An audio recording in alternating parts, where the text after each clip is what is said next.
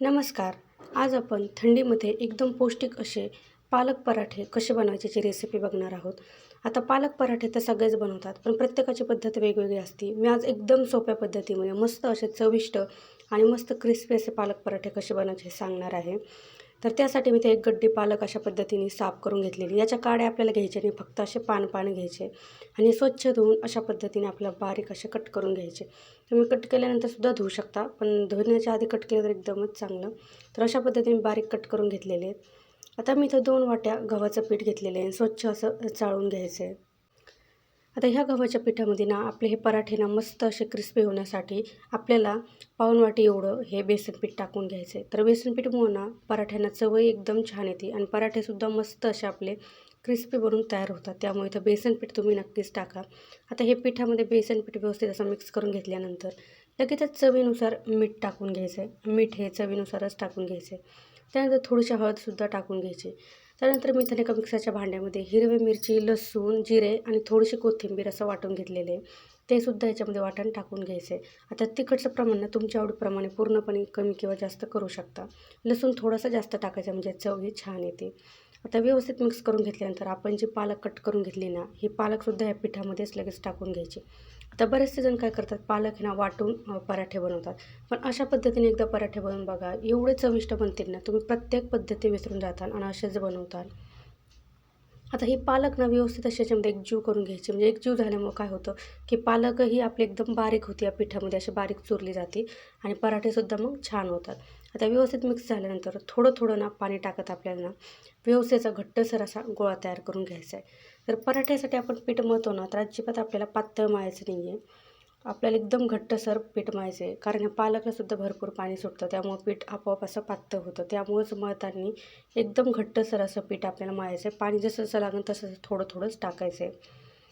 तर तुम्हाला माझी एक ना छोटीशी रिक्वेस्ट आहे. तुम्हाला जर माझी रेसिपी आवडत असेल ना, तर प्लीज एक लाईक नक्कीच करा. कारण तुम्ही लाईक केलं ना, की मला व्हिडिओ बनवण्यासाठी किंवा रेसिपी बनवण्यासाठी आणखी प्रोत्साहन मिळत असतं. त्यामुळे तुम्ही नक्की रेसिपी आवडत असेल तर लाईक नक्कीच करत जा. तर बघू शकता अशा पद्धतीने मी इथं घट्टसर असं हे पीठ मळून घेतले. अजिबात कुठंही पातळ नाही आहे. आता पूर्णपणे पीठ मळून झाल्यानंतर ना आपल्या लास्टमध्ये ना थोडंसं तेल टाकायचं आहे. तेलामध्ये परत एकदा हे पीठ एकजीव करून घ्यायचं आहे. म्हणजे आपले पराठे मस्त असे बनून तयार होतात. तर बघू शकता इथं आपलं पीठसुद्धा मळून तयार झालेलं आहे. आता याला मुरत वगैरे टाकायची अजिबात काही गरज नाही आहे. लगेच आपण याचे पराठे बनवायला सुरुवात करूया.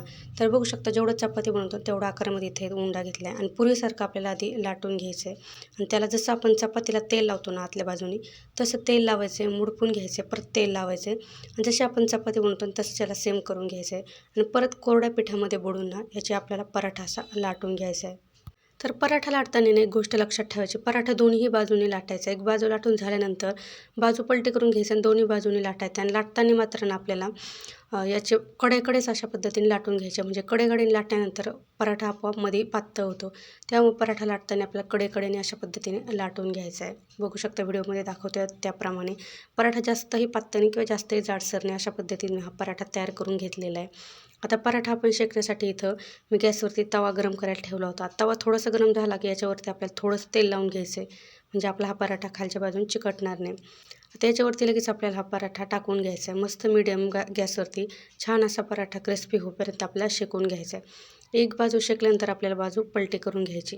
तुम्ही तेल, तूप काही लावू शकता. जर गरमागरम खाणार असाल तर तुम्ही तूप लावून घ्या, मस्त चव लागते. आता मी इथं तेलच लावून घेऊ राहिले. तर बघू शकता मस्त असे पराठे दिसू राहिलेले. हे पराठेसुद्धा फुगतात, पण आपण याच्यामध्ये ही पालकनं बारीक कट करून टाकल्यामुळं काय होतं, की हवा त्याची पराठ्याची निघून जाते. त्यामुळं बाकी हे पराठे मस्त असे बनतात. तर बघू शकता किती छान असे दिसू राहिलेले आहे. तर दोन्ही बाजूनी छान असा हा पराठा भाजून घ्यायचा आहे. तर बघू शकता दिसायलासुद्धा एकदम छान दिसू राहिले आणि चवीला तर मी तुम्हाला काय सांगू, एवढा चविष्ट बनून तयार होतो ना. तर बघू शकता तुम्ही किती मस्त हा पराठा दिसू राहिलेला आहे. अगदी बघता क्षणी तोंडाला पाणी येईल एवढा छान आपला पराठा बनवून तयार झालेला आहे. दुसरासुद्धा पराठा अशाच पद्धतीने शेकून घ्यायचा. एकदम चविष्ट हे पराठे बनवून तयार होतात. अशा पद्धतीने कोण बनवतं ना मलासुद्धा कमेंटमध्ये सांगा. आणि जर तुम्ही बनवलं नसेल ना तर एकदा अशा पद्धतीने बनवून बघा. एवढे छान लागतात ना, चवीला तर एकदम छान लागतात. तुम्हीसुद्धा अशा पद्धतीने नक्की बनवून बघा.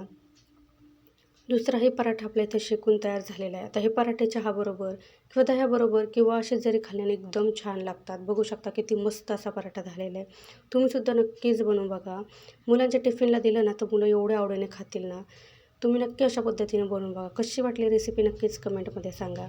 रेसिपी कुठल्याही क्षणी थोडी जरी आवडली असेल तर प्लीज एक लाईक नक्कीच करा. चॅनलवरती नवीन असताना चॅनलसुद्धा सबस्क्राईब करा आणि नक्की लाईक नक्कीच करा. आणि कशी वाटली रेसिपी नक्की मला कमेंटमध्ये सांगा. तुम्ही एक लाईक केलं ना की मला व्हिडिओ बनवण्यासाठी आणखी प्रोत्साहन मिळतं. त्यामुळे लाईक करायला अजिबात विसरू नका. रेसिपी बघितल्याबद्दल धन्यवाद.